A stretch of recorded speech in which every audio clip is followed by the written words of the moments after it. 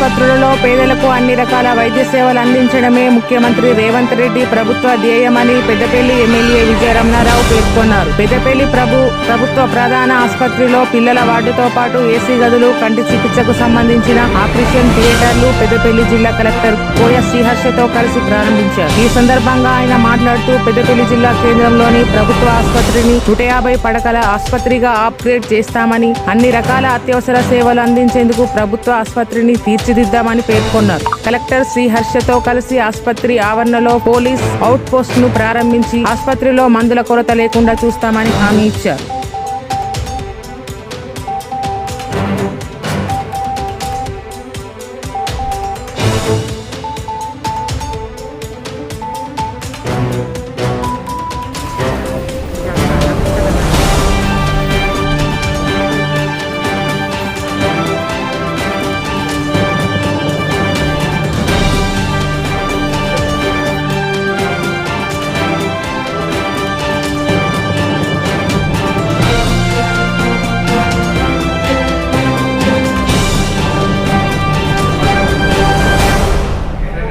జిల్లా ఆసుపత్రిలో ఇవాళ నాతో పాటు జిల్లా కలెక్టర్ గారు, మార్కెట్ చైర్మన్ స్వరూప్ గారు,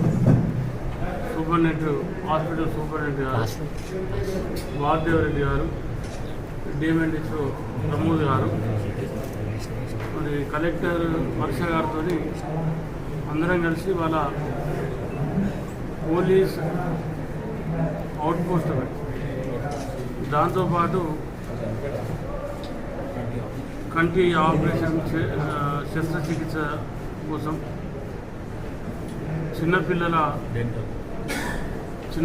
ఎవరైతే పుట్టిన తర్వాత థైరాయిడ్ ప్రాబ్లం ఉన్నా లేకున్నా పస్కలు అంటాం మన భాషలో, జాండీస్ మన గ్రామీణ భాషలో పస్కలు అంటాం. పస్కలు వచ్చినా ఇంక తర్వాత చిన్న వ్యాధులు వచ్చినా మరి దాన్ని కూడా ఇవాళ మనం ప్రారంభించుకోవడం జరిగింది. దాంతోపాటు డెంటల్ హాస్పిటల్ అంటే 2 మిషన్స్ కూడా ఇవాళ ఇక్కడ ఏర్పాటు చేయడం, దానికి సంబంధించి 2 డాక్టర్లు కూడా ఉండడం, దానికి తగిన సిబ్బంది కూడా మనం సమకూర్చుకోవడం జరిగింది.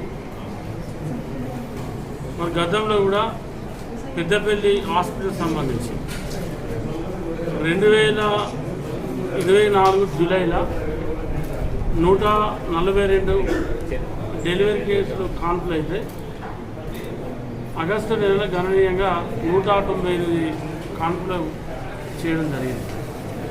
మరి ఈ రోజు వరకు అంటే నిన్నటి వరకు రిపోర్ట్ ఇది, దాదాపు 165 డెలివరీస్ నిన్నటి వరకు జరిగింది. అంటే మనకి ఇంకా దాదాపు ఇంకా 5-6 డేస్ ఉంది, 5 days 6 days ఉంది. అంటే ఇవాళ కూడా ఇంకా 200 మనం దాటేటువంటి అవకాశం ఉంది. వీటితో పాటు పెద్దపల్లి జూలై 2024లో 4 శస్త్రచికిత్సలు జరిగాయి కంటి ఆసుపత్రికి సంబంధించి. ఇవాళ 2024 ఆగస్టులో అంటే ఒకటే ఆగస్టు నెలలో 30 శస్త్రచికిత్సలు జరిగాయి ఇది కంటి ఆసుపత్రికి సంబంధించి. తర్వాత ఆర్థోకి సంబంధించిన దాదాపు నేను అనుకుంటా ఆర్థో ఇప్పుడులా చెప్పింది 2024 జూలైలో అయితే ఇవాళ ఆగస్టు 1 నెలలో 30 జరిగింది ఆర్థో శస్త్రచికిత్స. వాటితో పాటు మరి కంటికి సంబంధించింది కూడా చాలామందికి కంటి ఆపరేషన్లు అయినాయి. చిన్న వాళ్ళకి సంబంధించినటువంటి కంటి లోపం ఎంత ఉంది, వాళ్ళకు ఏ స్థాయి అద్దాలు పెట్టుకోవాలి, ఎంత పర్సెంటేజ్ అద్దాలు పెట్టుకోవాలనేది కూడా మరి ఇప్పటికి చాలామందికి చేయడం జరిగింది. అదేవిధంగా జూలై 2024లో ఓపీ సేవలు 15,970 ఉండే జూలై మాసం. ఇవాళ ఆగస్టులో 19,969కి ఇది దాన్ని పైకి తీసుకురావడం జరిగింది. అంటే దగ్గర ఎంత లేదన్నా 4,000 పైచిలకు ఇవాళ మనం ఓపీ పెంచుకోవడం జరిగింది హాస్పిటల్లో. మాతా శిశు హాస్పిటల్ సంబంధించి కూడా 18 సంవత్సరాల లోపు పిల్లలు వివిధ రకాల లోపాలతో మానసికంగా కానీ, తర్వాత చెవులు వినబడకపోవడం కానీ, తర్వాత కొంచెం దృష్టి లోపం ఉండడం కానీ, అటువంటి పిల్లలకు కూడా ఇవాళ మన హాస్పిటల్లో ఇంటర్వెన్షన్ సెంటర్ అని చెప్పి దాన్ని కూడా మనం ఇక్కడ ఏర్పాటు చేసుకోవాలి కొత్తగా. తర్వాత జిల్లా ఆసుపత్రిలో నూతనంగా 20 పడకలతోని ప్రత్యేకంగా చిన్నపిల్లలతో కోసం ఇక్కడ హాస్పిటల్ మనం నూతనంగా ఏర్పాటు చేయడం జరిగింది. దాన్ని వాసుదేవరెడ్డి గారు మన సీనియర్ సూపరింటెండెంట్ ఆయన గతంలో కూడా ఈ హాస్పిటల్ పనిచేసిన అనుభవం ఉంది. డిఎంఎండ్ఎస్ గారు, శ్రీధర్ గారు. ఎందుకంటే ఈ పిల్లలకు సంబంధించింది ఎందుకంటే మీకు తెలుసు, నేను ఎక్కువ హాస్పిటల్లో కరీంనగర్లో ఆడాయిడ ఎక్కువ పేషెంట్ల కోసం, మన కాన్సెంట్ పేషెంట్ల కోసం ఎక్కువ వెళ్తూ ఉంటాను. ఇవాళ చిన్నపిల్లలకు సంబంధించింది మన ప్రైవేట్ హాస్పిటల్లో పెద్ద ఎత్తున ఇవాళ డబ్బులు తోస్తూ ఉన్నారు. ఎందుకంటే ప్రత్యక్షంగా నేను వెళ్ళి 2 లక్షలు ఇస్తే 60,000 70,000 నేను కూర్చొని కట్టించిన పిల్లలు ఉన్నారు. అంటే దాన్ని బట్టి అంటే మనం అన్నీ ఓలేం కదా, మనం 10 కేసులలో 2 కేసులు నేను పరిశీలిస్తావచ్చు మన కాన్స్టిట్యూన్సీలో, మిగతా 5 కేసులు నాకు సంబంధం ఉండేవి. అంటే ఏ రకంగా ఇవాళ మరి ప్రైవేట్ హాస్పిటల్లో పేదలు దోపిడీకి గురవుతూ ఉన్నారో మరి ఇంతకంటే ఎక్కువ అవసరం మనకు చెప్పడం అవసరం లేదు. దాంతోపాటు ఏదైతే ఇవాళ 5 పేయింగ్ రూమ్లో ఎయిర్ కండిషన్ ఏర్పడే మాతాశి శాస్త్రం ఇక్కడ మన హాస్పిటల్లో ఇవన్నీ కూడా మరి నూతనంగా ఏర్పడ్డాయి. నిజంగా చెప్పాలంటే కలెక్టర్ గారికి సందర్భంగా ప్రత్యేకంగా నేను కృతజ్ఞతలు చెప్తా ఉన్నా. ఇవాళ ఇంత జరిగిందంటే ఇది 100% ఆ క్రెడిట్ అంతా కలెక్టర్ గారిదే. మేము చేసింది 10-15%. నేను బ్యాక్ ఇలా వేద్దామంటే సగం అనుకోవచ్చు కానీ 80-85% ఇవాళ పేషెంట్లు పెరగడం కానీ, డాక్టర్లను అలర్ట్ చేయడం కానీ, ఈ హాస్పిటల్లో ఏమేమి ఎక్విప్మెంట్స్ కావాలి, ఏమేమి మనం ఇక్కడ ఏర్పాటు చేసుకోవాలి అనే విషయంలో కలెక్టర్ గారు 100% చొరవ తీసుకున్నారు. ఇవాళ నిజంగా కూడా హాస్పిటల్ చాలా బ్రహ్మాండంగా రన్ అవుతూ ఉంది. తప్పకుండా ఇంకా రాబోయే రోజుల్లో ఎందుకంటే మనం 150 పడకల ఆసుపత్రిగా పెంచడం కోసం కూడా మనం ఫైల్ మూవ్ అయింది. నేను 6 నెలల నుంచి వాసుదేవరెడ్డి గారికి ఐడియా ఉంది. అది 4-5 రోజుల్లో ఫైనాన్స్కి వస్తుంది. మొన్న బట్టి విక్రమార్క కూడా నేను స్టేజ్ మీద చెప్పాను కానీ ఆఫ్ ద రికార్డ్ చెప్పిన ఆయనకు రాని అత్యంత క్లియర్ చేద్దామని చెప్పాడు.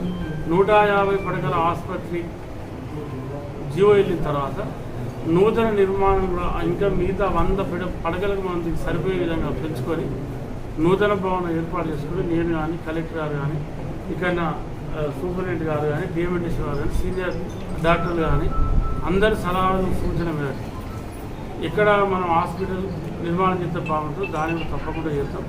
ఇది మనకి ఎందుకంటే ఇవాళ పెద్దపల్లి జిల్లా కేంద్రంలో చాలామంది పేదలు ఉన్నారు, పరిసర ప్రాంతాలలో కూడా చాలామంది పేదలు ఉన్నారు. ఇవాళ ప్రైవేట్ హాస్పిటల్లో పోతే కూడా ఇవాళ స్కాన్ అవసరం లేకుండా ఇక స్కాన్ అని రాసి మరి 3,000 రూపాయలు ఇవాళ తీసుకునే పరిస్థితి. ఇవాళ డెలివరీ పేషెంట్లకు కూడా మనం ఇక్కడనే స్కాన్ మిషన్ ఏర్పాటు చేసి వాళ్ళు ఇక్కడనే డాక్టర్ని కూడా మనం ఏర్పాటు చేసుకోవడం జరిగింది. అంటే ఒక డెలివరీ పేషెంట్ అంతా అందులో బయటికి వెళ్ళి స్కాన్ తీసుకొచ్చుకోవాలి. ఇవాళ 3,000 రూపాయలు ఖర్చు అయ్యాయి, అంటే అదనపు ఖర్చు. మరి ఆ 3,000 రూపాయలు కూడా మన ప్రభుత్వ ఆసుపత్రిగా ఇవాళ మన ప్రభుత్వం ద్వారా ఇవాళ పేదలు ఎవరైతే మన హాస్పిటల్కి వస్తూ ఉన్నారో వాళ్ళందరికీ కూడా ఇబ్బంది లేకుండా జరుగుతూ ఉంది. మరి ఇవన్నిటితో పాటు ఏదైతే ఎంఆర్ఐ కానీ, తర్వాత సిటీ స్కాన్ కానీ వాటిని కూడా రాబోయే రోజుల్లో ఖచ్చితంగా ఇక్కడనే ఏర్పాటు చేస్తాం. తర్వాత డయాలసిస్ ఉందనుకుంటాం మన దగ్గర, డయాలసిస్ ఉంది. మధ్యలో కొంత రిపేర్ ఉండే రోజు 10-15 మంది పేషెంట్లు. ఒకవేళ అది మనకు పేషెంట్స్ ఎక్కువ అయితే ఇంకా సరిపోతలేదంటే కూడా దశల వారీగా అంటే మనం ఇప్పుడు కలెక్టర్ గారు వచ్చి నేను అనుకుంటా 4 months అవుతుంది. మనం 4 months దీని మీద కాన్సన్ట్రేట్ చేసి 100 రోజులు పూర్తి అవుతలేదు, 90 రోజులు అవుతుంది నాకు తెలిసి, నాకు నేను పర్లేదు. ఈ 90 రోజులనే మనం దాదాపు ఇవన్నీ డెవలప్ అయినాయి. ఎందుకంటే కలెక్టర్ గారు 100% చిత్తశుద్ధితో ఉన్నారు. 100% జిల్లా కేంద్రం ఇది బాగు చేయాలనే కాన్సెప్ట్ కాబట్టి వారికి నాది కానీ మన జిల్లా మంత్రి శ్రీధర్ బాబు గారికి కూడా సంపూర్ణ సహకారం ఉంది. మేము అందరం కలిసి దీన్ని ఒక ఆదర్శవంతమైనటువంటి జిల్లా కేంద్రంలో ఆదర్శవంతమైనటువంటి ప్రభుత్వ దవాఖానగా ఉన్నటువంటి ఈ హాస్పిటల్ను ప్రైవేటు సూపర్ స్పెషాలిటీ హాస్పిటల్ ఉంటాయి, పెద్ద పెద్ద సూపర్ స్పెషాలిటీ బోర్డులు ఉంటాయి. సూపర్ స్పెషాలిటీ అని బోర్డు ఉంటే దాన్ని దోస్తానికి అది సూపర్ స్పెషాలిటీ ఏముండే అందులో పోతే సూపర్ స్పెషాలిటీ అని ఉండి 4 ఏసీలు ఎక్కువ పెట్టి ఇంకో చేస్తే దాని బిల్లులు ఎక్కువ వేస్తే 2 నర్సులు మనం రూమ్లలో పెడితే ఇంకెంత ఎక్కువ డబ్బులు తీసుకునే అవకాశం ఉంటుంది. కాబట్టి ఇవాళ 8 రూమ్లను మరి ఇక్కడనే ఏర్పాటు చేసుకోవడం జరిగింది. ఎవరైతే ఏసీ రూమ్లలో రేపు ఎండాకాలం వస్తే ఇబ్బంది పడి మాకు ప్రాబ్లం ఉంటుందంటే దానికి మినిమం రేట్ అంటే అదే కరీంనగర్కు హైదరాబాద్కు పోతే రోజుకు 4,000 5,000 వసూలు చేస్తారు. ఆ రోజు నాకు తెలుసుగా బిల్లు వేసి ఉంటాయి అవన్నీ 4,000 5,000 ఇది వేసేటువంటి అవకాశం. తర్వాత ఇంకోటి ఏంటంటే రాబోయే రోజుల్లో అవసరమైతే 1 2 ఇంకా వెంటిలేటర్లను కూడా 150 పడకల ఆసుపత్రి అయిన తర్వాత ఇక డాక్టర్లు వస్తారు, కొంత సిబ్బంది వస్తుంది, ఇన్ఫ్రాస్ట్రక్చర్ వస్తుంది, దాంతోపాటు మనకు కొంచెం వెసులుబాటు వస్తుంది. కాబట్టి ఆ టైంలో మనం 1 or 2 వెంటిలేటర్లు కూడా సమకూర్చుకోవడానికి అవకాశం ఉంటుంది ఆ టైం వచ్చినప్పుడు. కాబట్టి రాబోయే 6 నెలలు ఎక్కువ కూడా టైం తీసుకుంటుంది. రాబోయే 6 నెలల్లోనే ఇవన్నీ కూడా ఓటెన్ దశలుగా చేసేటువంటి కార్యక్రమం చేస్తాం. కాబట్టి మరి మా డాక్టర్స్ కూడా సూపరింటెండెంట్ గారు కానీ సీనియర్ డాక్టర్లు కానీ తర్వాత వీళ్ళందరూ కూడా బాగా పనిచేస్తూ ఉన్నారు.